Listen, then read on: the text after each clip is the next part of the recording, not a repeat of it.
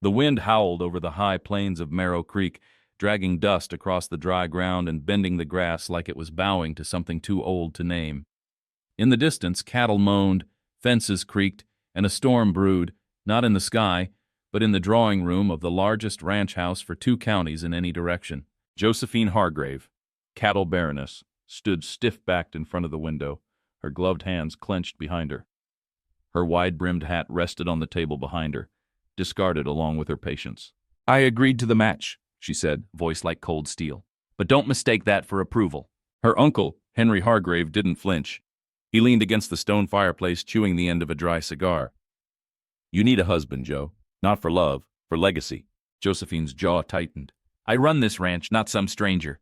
"But strangers bring alliances," Henry said, voice low. "And you're not 25 anymore. The men are circling. Not for your hand, but for your land." Josephine had inherited the Double H Ranch at 19, after her father's sudden death and her older brother's disappearance during the war. For 6 years, she fought off drought, debt, and every ranch hand who thought a woman couldn't run 20,000 acres of hard land. She wasn't known for kindness or laughter. She was known for her stubbornness, her spine, and her rifle. But now Henry had brokered a marriage. To a poor man, a rancher's son from the edge of the territory. "His name's Thatcher Boone," Henry said. "Family lost their land in the fire 2 winters back. He's got nothing, which means he'll do whatever's asked." Josephine turned from the window, her gaze sharp. "Nothing is exactly what I want from a husband." Henry shrugged. "Then this'll suit you just fine." The wedding was set for 2 weeks out. No courtship, no discussion, just signatures on paper, land guaranteed to stay in Hargrave hands, and a man with empty pockets who presumably would be grateful for a roof and a name. Josephine expected someone unremarkable, quiet, dust-covered. A man who'd flinch when she barked orders and stay clear of her horses. She expected a man she could ignore. What she got was something else entirely. The morning of the wedding arrived with dry skies and no celebration. There were no flowers, no music, no guests beyond the local preacher, a ranch foreman, and 2 weary ranch hands who looked like they'd rather be anywhere else. Josephine stood at the edge of the back veranda in a simple cream riding dress. No lace, no veil, no softness. Only her pistol was polished. She didn't believe in pretty things. Pretty things got stolen, broken, or used against you. And then he arrived. Thatcher Boone. He came riding a weathered black horse, his coat dusty from the trail, hat tilted low over his face. No one expected much from him, least of all Josephine. But when he dismounted and looked up, she paused. Not because he was handsome, though he was, in a weather-worn, quiet kind of way. Not because he was tall or broad, though he had the frame of a man who'd lived through hardship. No, she paused because of his eyes. They didn't ask. They didn't plead. They didn't flinch. He looked at her like she was just another person. Not a legend, not a woman, not the infamous cattle baroness. Just someone standing across from him. "You're early," she said, the first to speak. Didn't see the point in waiting. She raised an eyebrow. "And you're sure about this?" He studied her for a moment. "You asked for someone with no debts and no past. I fit both." She expected the usual response. Nervous stammering, maybe false charm. But Thatcher simply removed his hat, nodded to the preacher, and said, "Let's get on with it." The ceremony lasted 7 minutes. The vows were said without flair. No kiss, no applause. The paperwork signed and witnessed on the porch railing. And just like that, Josephine Hargrave became Josephine Boone. She turned to him afterward, arms crossed. "You'll sleep in the bunkhouse. You'll eat with the crew. I don't need a shadow following me through my ranch." Thatcher didn't blink. "Didn't come to follow, I came to work." Then, with no more than that, he tipped his hat and walked toward the barn. Josephine stood there long after he disappeared from view, something cold and unfamiliar twisting in her chest. He didn't act like a man desperate for comfort. He didn't ask for power. And he didn't look at her like she was the one holding all the control. That unnerved her more than anything, because it meant he had secrets too. The first few days of marriage passed without a word spoken between them. Josephine ran the Double H as she always had, up before the sun, rifle on her saddle, barking orders sharper than her spurs. The ranch hands watched her with respect edged by caution. No one challenged her. No one ever had. Thatcher, meanwhile, worked. Not just hard, well. He mended fence lines without being asked, fixed a broken water pump before the foreman even noticed, shoed a skittish mare while keeping her calm the whole time. And he never once looked for praise. One afternoon, Josephine rode out to the far pasture where thunderclouds loomed low and heavy. She expected to find the herd scattered and the hands unprepared. Instead, she found Thatcher alone, halfway through driving the cattle to higher ground, already a step ahead of the storm. She pulled up beside him, skeptical. "You think you run this place?" "No, ma'am," he said, not even looking at her. "I just know how not to let calves drown." Josephine stared at him. "You talk like you've done this before." He simply whistled low, guiding the last steer up the hill. "Maybe I have," he said. That night she watched from the kitchen window as he scrubbed his hands at the pump, sleeves rolled up, jaw clenched in thought. Not anger, just distance. Like his mind wandered far from here, far from her. The thing was, Josephine was used to being feared, or admired, or dismissed, but she'd never been ignored, and Thatcher Boone didn't treat her like she was anyone special. He tipped his hat. He said ma'am. He followed her rules, but he did not chase her. And somehow that unsettled her more than any arrogant cowboy ever had. Later that week she found him in the barn, shirt off, arms streaked with sweat and dirt, tightening the boards on a loose stall gate. She leaned on the doorframe. "You didn't come from nothing," she said flatly. "You handle tools too clean. You ride too well." Thatcher looked up slowly. "Maybe I didn't," he said. "But I signed the same papers you did. I'm not here to tell stories. I'm here to keep your ranch alive." Josephine narrowed her eyes. "You don't ask questions. You don't talk. What are you hiding?" He stood, wiped his brow, and met her gaze without a flicker. "I'm not the one looking over my shoulder, Mrs. Boone." Josephine walked away that night with her jaw clenched, boots stomping harder than necessary. But even she couldn't deny it. The poor man she'd married was anything but powerless. And that meant she was no longer the only one holding the cards. The summer sun baked the land until everything cracked. Earth, bones, tempers. Josephine spent most days in the saddle, checking water lines and grazing roots. The herd needed watching, and her foreman had grown slow and distracted since his youngest boy caught fever. So she rode more, talked less. And Thatcher? He kept working. Quietly, reliably. But something had shifted. She began to notice the little things. The way he moved silently through the stables, calming a skittish colt with a whisper and a slow hand. The way he studied the ledger books at night, not asking for access, but understanding them anyway. The way he stood just close enough to be a presence, but never a threat. One morning, she watched him from the hayloft as he wrapped a wound on a ranch hand's leg, hands steady as any doctor's. He looked like a man who'd seen war, but nothing in his file said he'd served. Nothing in Henry's sparse introductions hinted at his past, because Thatcher Boone had no past, at least none he let anyone see. That night, she left her supper untouched and found him oiling tack under the lantern light in the barn. "You went to school," she said bluntly. "You've read more than half the hands here." He didn't look up. "That a problem?" "It's not what I expected when I was told I'd marry a rancher's son with no land and no prospects." He shrugged. "Guess we're both not what we expected." Josephine stepped forward, arms crossed. "Why this? Why agree to marry a woman you'd never met?" This time he looked at her, eyes calm but unreadable. "Because sometimes," he said slowly, "starting over means walking into something you don't get to choose. And sometimes, that's the price you pay for peace." That night, Josephine couldn't sleep. Not because of what he said, but because she believed him. She didn't trust easily, and certainly not strangers. But Thatcher's silence had never felt like hiding. It felt like shielding, like he was protecting her from whatever it was that had made him this quiet in the first place. The next morning she woke early, pulled on her boots, and rode out before the sun crested the ridge. But instead of heading for the herds, she rode to the edge of the property. There, buried in the back of her mind in the bottom of the canyon, was the reason she never let herself love. A cross, a name, a brother. And now, a husband who might have more ghosts than she did. The wind at the edge of the canyon carried memories like whispers, dry, brittle, and sharp. Josephine sat atop her mare, staring down at the weathered wooden cross below. It had no name, just a rusted horseshoe nailed into it. A marker for a boy who'd never come home from the war. Her older brother, Thomas Hargrave. He'd ridden off in his gray hat, full of fire and plans, and never came back. No body, no word, only a telegram, a folded flag, and silence. The ranch became hers the day that flag was handed to their father, and the man never spoke again. Josephine learned young that silence was not peace. It was grief with no voice. By the time she rode back, the sun was high and sweat clung to her collar.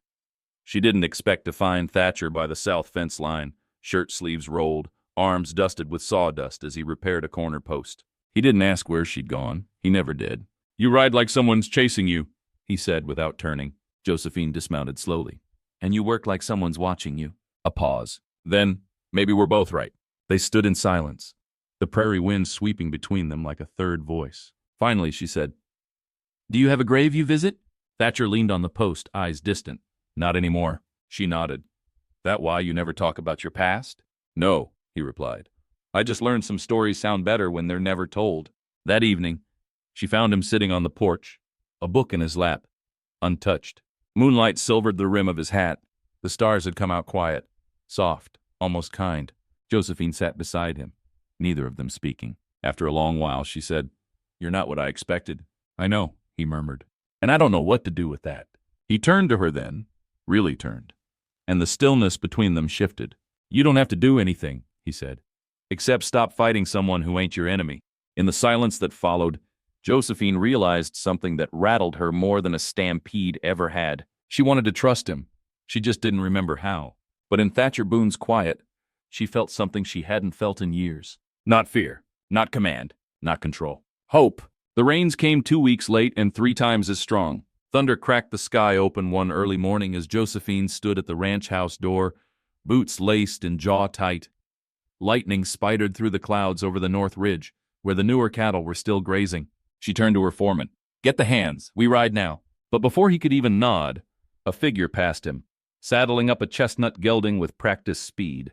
Thatcher. He didn't wait for orders, he didn't ask permission. He moved like the land was his to protect.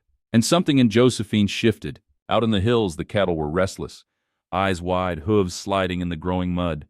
Rain poured in sheets. The wind screamed down the gullies. A lightning strike hit close, scattering part of the herd. Get the calves up first, Josephine shouted over the storm. I've got the strays, Thatcher called, already turning his horse toward a narrow ravine. She started to argue, but he was already gone, swallowed by the brush and rising mist. Panic tightened her chest, not because she didn't trust him, but because she did. And the fear that something might happen to him twisted inside her like a blade. Hours passed in chaos, but by dusk the herd was safe, the fences checked, and no hands lost. Back at the ranch, soaked to the bone and smeared with mud, Thatcher handed off his reins and quietly walked toward the barn. Josephine followed. Inside, the storm still echoed outside, but all she could hear was the steady rhythm of his breath as he pulled off his wet shirt and tossed it aside. He glanced at her. You here to scold me? No, she said, voice low. I'm here to ask, why? Why what? Why do you throw yourself into danger for land that isn't yours? For a woman who hasn't been kind?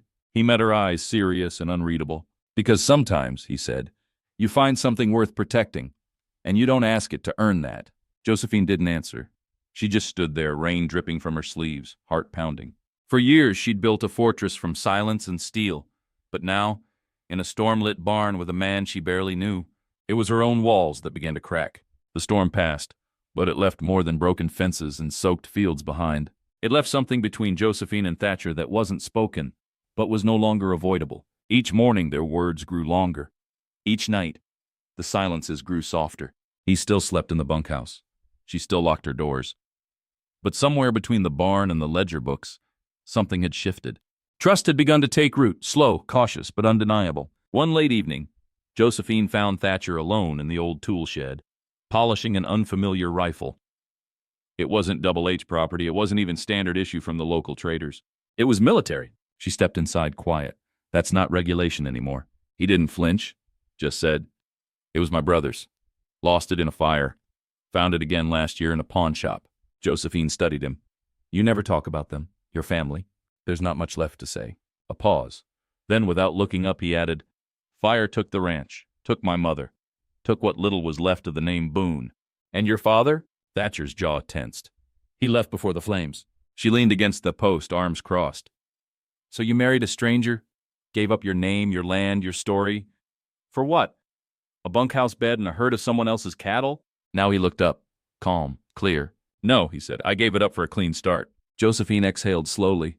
The truth of it settled deep in her chest.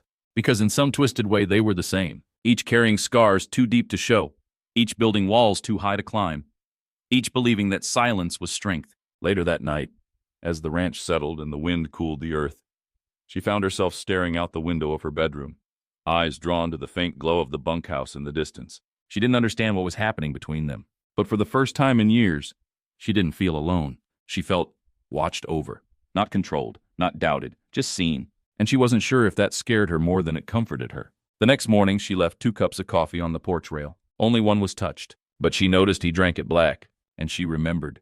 The days rolled on, and the land began to heal from the storm. So did the people. Fences were rebuilt. New calves were born. The hands joked more often.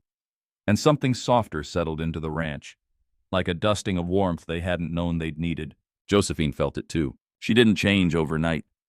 She still rose before dawn, still checked the books twice, still barked at lazy hands and inspected saddle straps herself. But now, she let herself pause. Sometimes it was just a second, watching Thatcher run a hand through his horse's mane, listening to his voice when he gave a young hand advice without condescension, noticing how he never took more than he needed, and always gave more than he said. She didn't tell him, but she began leaving out 2 biscuits at breakfast. And when he started fixing the porch railing that no one else had noticed was loose, she didn't stop him. One afternoon, the dry wind kicked up again, and she caught Thatcher shirtless, patching a leak in the old windmill. His back bore long, faded scars, jagged, uneven, some old, some angry. She didn't mean to stare, but she did. He glanced back, eyes meeting hers from high up on the ladder. "No questions?" he asked. "Not today," she answered. He nodded once and returned to hammering. That night, as the moonlight pooled silver across the ranch house floors, Josephine opened the old trunk at the foot of her bed. Inside were things she'd buried: her father's worn ledger, her mother's hairbrush, a locket she hadn't touched in 10 years, and a letter, unopened, postmarked the month her brother went missing. She traced the ink with trembling fingers. Her breath caught in her throat, but she didn't open it. Not yet. Instead, she pressed it back between the pages of the ledger and closed the trunk. Because now, maybe for the first time, she wasn't carrying it alone. The next morning, she found Thatcher waiting by her horse. "Saddle's loose," he said. "Didn't want you riding out unsteady." She mounted, heartbeat a little faster than usual. "Thought you were done fixing things that didn't belong to you." He gave the faintest of smiles. "Maybe I just care where you land." She didn't answer, but she didn't ride off right away either, and that was enough for now. That night, Josephine didn't sleep. The letter pulled at her like a loose thread, the kind you try not to notice until it unravels the whole coat. It sat on her desk, unopened still, but no longer buried. Just visible enough to haunt her. She poured herself a drink she wouldn't finish, lit a lantern she didn't need, and stared out the window at the bunkhouse where a soft glow flickered through the cracks in the wood. He was still awake. She found herself walking toward the barn with no real reason, except she wanted to know if he was thinking of her too. Inside, Thatcher was hunched over a saddle, tightening worn leather with gentle precision. He looked up when she entered. No surprise in his eyes, only quiet acknowledgement. She hesitated in the doorway. "I found a letter," she said, voice barely above the creak of the barn wood. "From my brother, sent before he died." Thatcher didn't interrupt, didn't move, just let her speak. "I never opened it," she continued. "I buried it the day the flag came home. Didn't think I could take knowing what he might have said, what I might have lost." He set his tools aside, standing slowly. "Some wounds don't close when ignored," he said. "They fester, grow teeth." "I know," she said. "You think you're ready now?" She looked down. "I think I'm tired of carrying it alone." He didn't say a word, just stepped forward, slow and measured, and held out his hand. Not to take the letter, not to solve the past, but simply to offer presence. A quiet strength she could lean into if she chose. She didn't take it, but she didn't walk away either. Back in her room, she stared at the envelope again. The paper had yellowed, the ink faded, but the name, Josie, still looked like it had been written yesterday. She breathed deep and opened it. The words were simple, just a note from her brother, talking about the sky in Georgia, the way the nights felt heavy, how he couldn't wait to be home again. He wrote that he hoped she was riding strong, and that he'd teach her how to shoot a hawk from the saddle when he returned. He ended it with, "Don't turn into stone while I'm gone." Josephine wiped her eyes before the tears could fall. Too late. She'd already become the thing he feared. But maybe not forever. In the distance, the bunkhouse lamp flickered once, then out.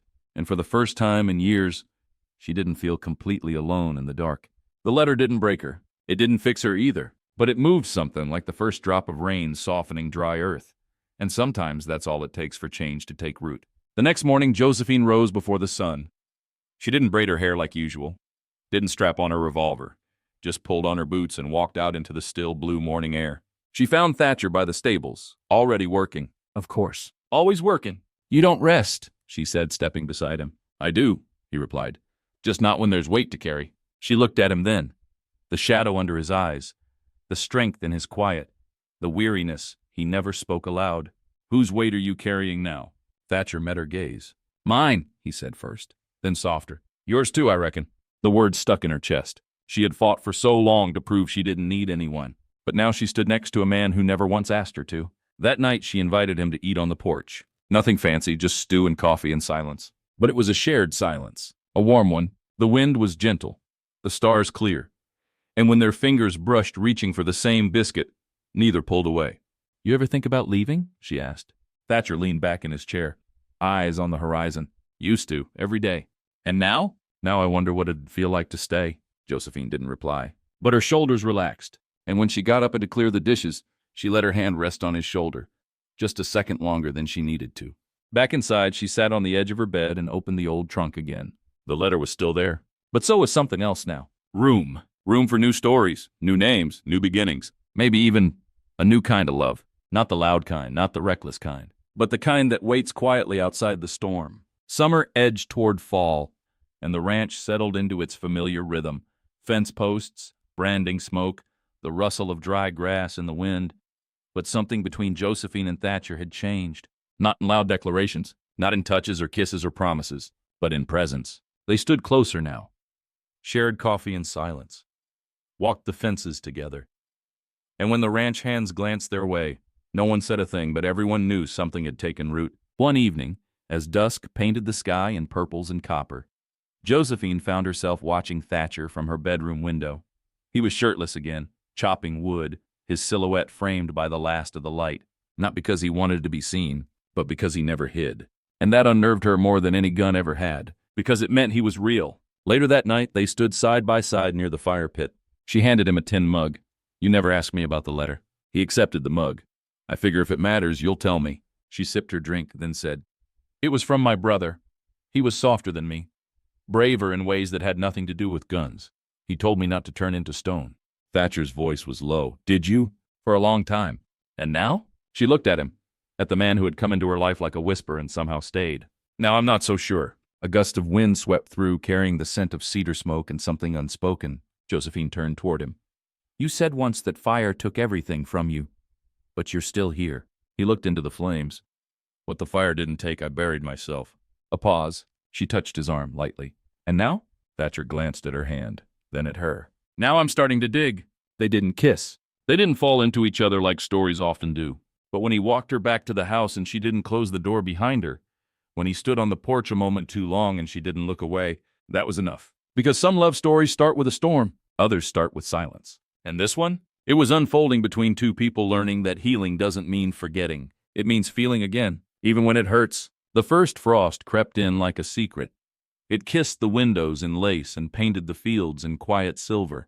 The cattle huddled close near the windbreak.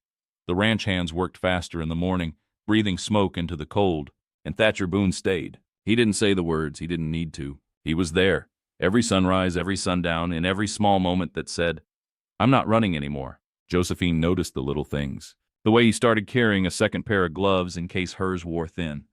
The way he stopped by the kitchen to check if she'd eaten before riding out. The way his eyes lit when she laughed. Rare, quiet, real. She hadn't laughed like that in years. One afternoon, she caught him in the old tack shed, oiling the saddle she'd thought beyond saving. "You planning to ride off with that?" she asked, eyebrow raised. He didn't look up. "No, I'm fixing what shouldn't have been thrown away." Their eyes met. The meaning wasn't lost on either of them. That night there was a knock on her door. She expected a ranch hand. It was Thatcher. He stood in the hallway, hat in hand, coat dusted with frost, his eyes steady. "I won't cross any lines you haven't drawn," he said gently. "But if I go to sleep tonight without saying it, I'll regret it." Josephine's heart thudded once. Twice. She said nothing, but she stepped aside. They didn't fall into each other. They didn't lose themselves in passion or promise. They sat by the fire, talked about her mother's biscuits and his brother's old harmonica. They shared warmth of stories, of silence, of presence. And when she rested her head on his shoulder near midnight, he didn't move. Didn't dare, because some moments are louder than any kiss. Some truths are spoken best with stillness. Outside, the frost deepened. Inside, a woman who once turned to stone and a man who once burned everything behind him found something worth staying for. The snow came early. Not the soft kind, but the thick, wind-blown sort that erased wagon ruts and swallowed fence lines. It silenced the prairie and slowed the world down to a hush. Inside the ranch house, the fire burned steady. So did the quiet between Josephine and Thatcher. Comfortable now, worn in like leather.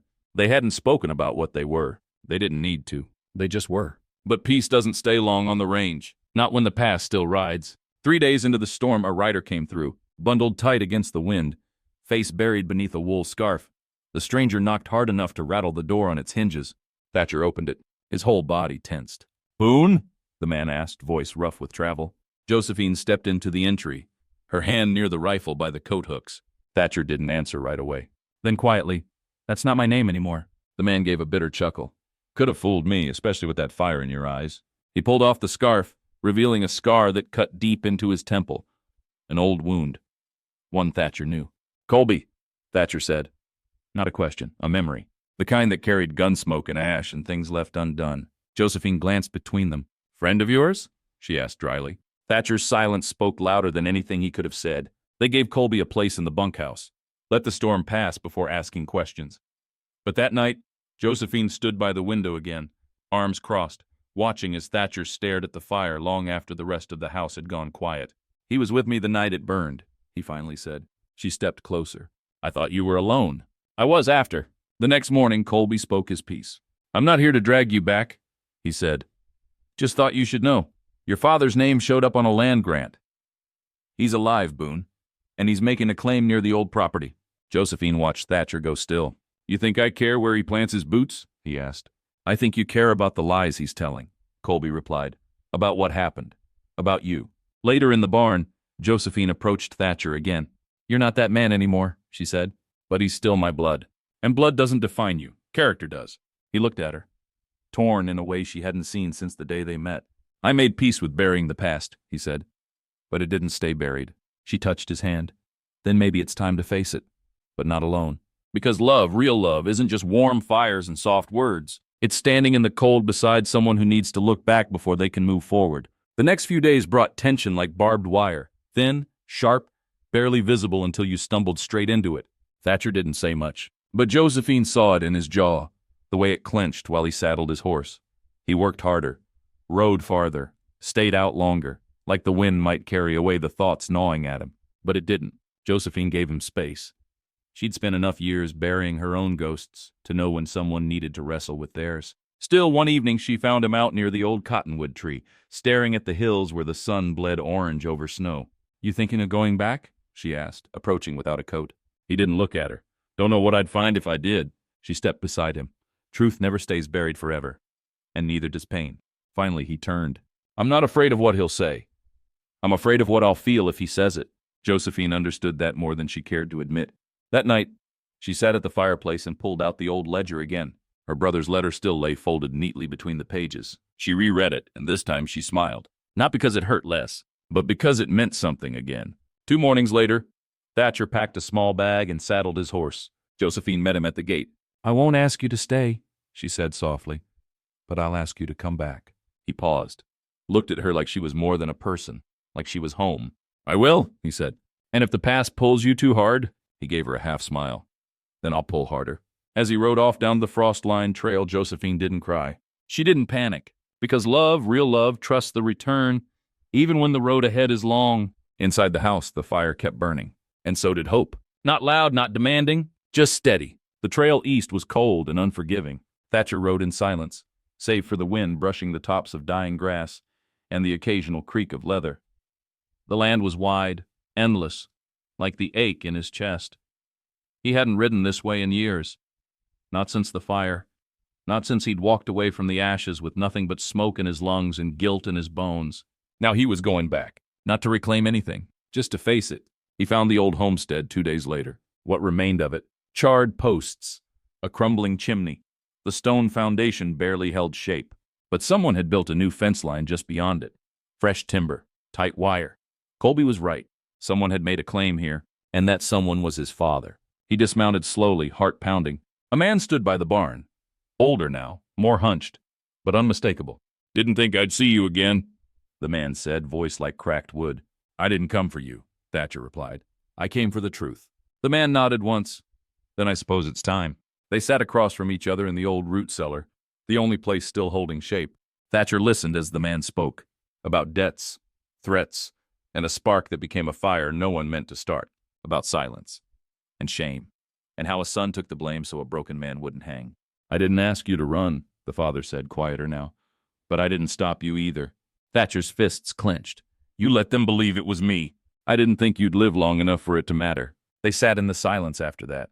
Two men with too many years and not enough words. Then Thatcher stood. I buried that boy in the fire, but I built a man after. He walked to the door, paused. I'm not here for forgiveness. I've already given it to myself.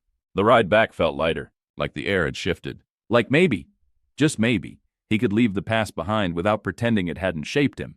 3 days later, he crested the final hill. The ranch came into view, bathed in morning light, smoke curling from the chimney, and there she was, Josephine, waiting at the gate. He didn't need to say a word. She walked straight to him, took his reins, and placed her palm flat over his chest. You came back. I said I would. And? I'm ready to stay. In that quiet, frost-bitten moment, nothing else mattered. Not the scars, not the fire, not the ghosts, just her. And the life they'd build, slow, steady, and stronger than the past. Life didn't change all at once. It rarely does on the prairie. But when Thatcher returned, something shifted. Not in noise, but in rhythm. He unpacked his bag, unbridled his horse, put his bedroll in the main house without needing to ask. And Josephine made room. Not with grand gestures, but in quieter things. An extra coffee cup left out each morning, the way she paused before closing a door to wait for him, the steady way her voice softened when he entered the room. They shared meals now, not out of politeness, but habit. They worked the land together, shoulder to shoulder. And sometimes, after the day was done, they'd walk the fence line in silence. No one asked questions. No one needed to, because everyone saw it. The way she looked at him now, like he was more than the man who once rode in scarred and silent. He was hers. One night, a thunderstorm rolled in fast and hard. Lightning split the horizon. Rain came in sheets. Thatcher bolted from bed the moment the first strike hit. But Josephine was already awake, calm, composed. It's just a storm, she said. I know, he replied, breathing fast. But it still gets in me sometimes. She reached for his hand. I'm here, she whispered. He didn't speak. Just let her fingers wrap around his, grounding him.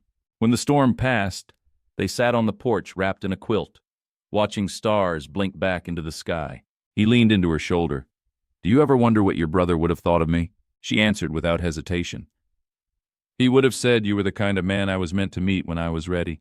A long silence followed, then quietly. And I am. Thatcher didn't reply. He didn't need to, because in the hush between heartbeats, his hand found hers again. And neither of them let go. This wasn't the kind of love that swept in wild and reckless. It was the kind that stayed, even when it rained, even when it hurt, even when it had every reason to run. The days grew shorter, autumn gave way to the bite of winter, and the ranch prepared for the long season ahead. Hay was stacked high, fences reinforced, water troughs insulated. Life in the West was never easy, but now for Josephine and Thatcher, it felt possible, because the hard days didn't feel lonely anymore. There were no declarations, no sudden I love you under a sky full of stars. But there was something deeper than words.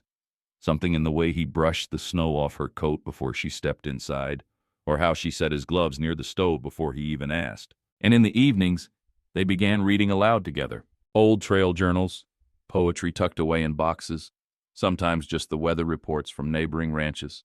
It didn't matter. What mattered was sharing. One evening as the fire snapped low, Josephine closed the worn book in her lap and looked at him. You ever think about what you want next? She asked. Thatcher took a breath, the kind that reached his ribs. I used to think about survival. Then I thought about escape. Now? He looked into the fire. I think about building. She studied him. Building what? He turned to her then. You and me, something that doesn't burn, something that lasts. She didn't cry. Josephine McKenna didn't cry for anything less than war, but something in her chest cracked wide, and instead of breaking, it bloomed.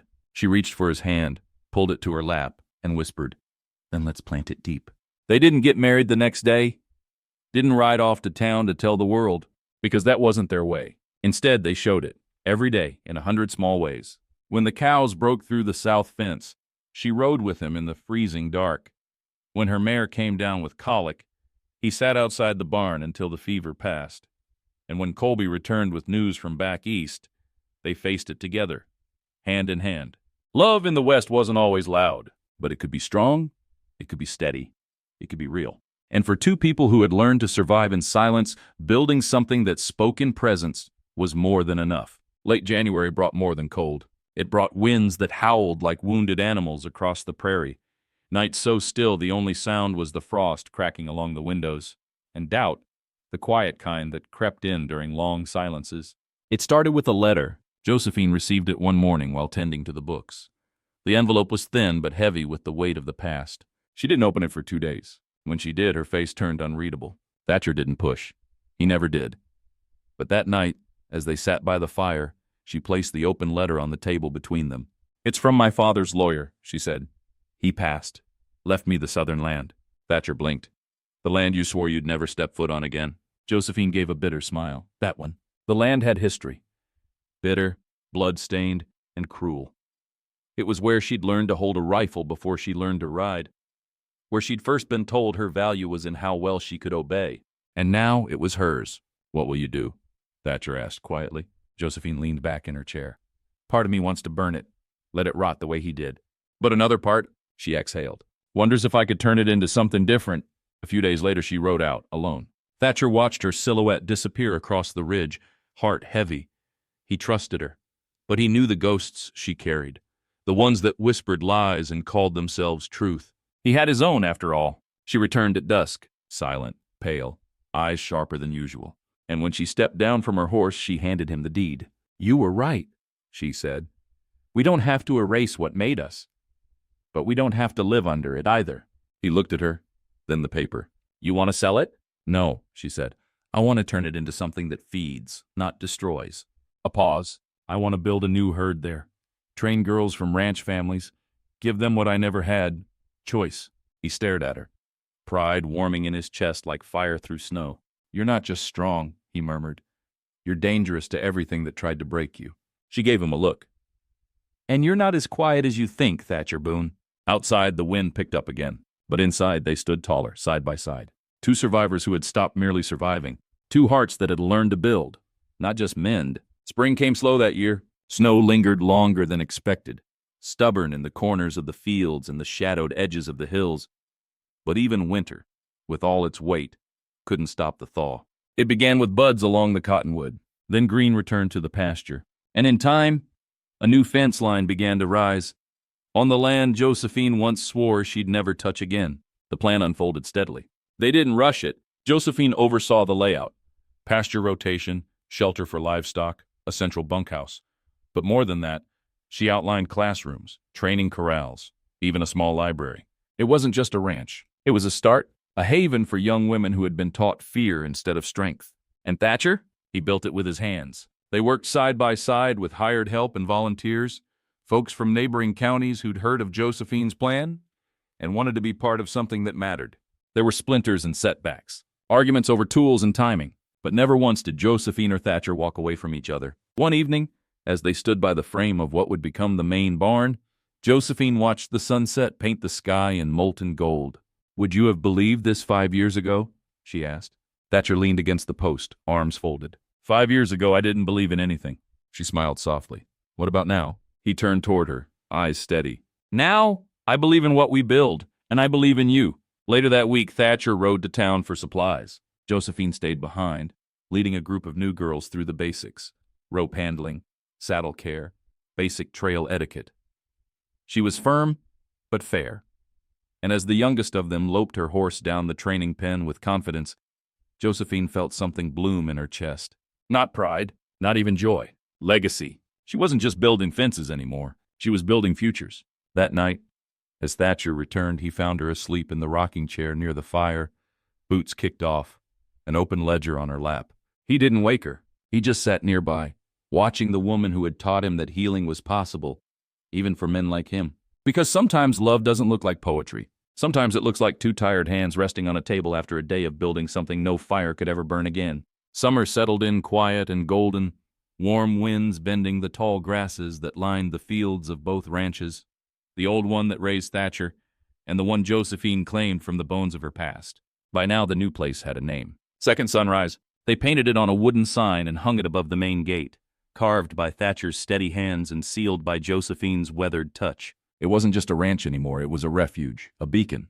Girls from all over the territory came to live and learn. Some were daughters of cowhands, some runaways from arranged fates, others just young women with a hunger for space and breath and purpose.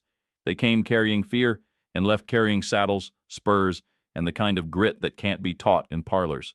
Josephine watched them grow with quiet awe, and beside her Thatcher found peace in watching her become the woman she was always meant to be, a leader not by name, but by presence. One quiet evening, after a long day of branding and a longer day of mending fences, Josephine sat beside Thatcher on the porch, boots propped, a tin cup in her hand. The sky was wide and clean. "You ever regret it?"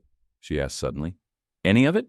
He didn't answer right away. Then, "I regret not coming back to you sooner." She looked down, smile tugging her lips. "I regret not leaving sooner." They shared a breath. Then she turned toward him fully. "I've been thinking," she said, "about the girls, about the future, about us." Thatcher raised an eyebrow. "That a proposal?" "Not unless you need it to be." He chuckled, deep, low, warm. "I don't." And still he pulled something from his coat. A ring, not fancy, but forged by hand. Silver and simple. She stared at it, surprised. "I've had it a while," he admitted. "Just wanted to make sure we were building something strong enough to wear it." Josephine took it, rolled it in her fingers, then slipped it on. No ceremony, no crowd. Just a promise sealed by time, trust, and two weathered hearts that had outlived their scars. They married under the cottonwood. The girls braided wildflowers into her hair. Thatcher wore his cleanest shirt and boots freshly shined. Colby came. So did a dozen hands from neighboring spreads. And no one spoke loud during the vows. Because some things deserve silence. Years later, folks would ask how they did it. How a scarred cowboy and a stubborn baroness built something so good out of so much wreckage. And Josephine would always say the same thing. "We stopped surviving, we started growing." And under every sunrise that followed, they kept growing still.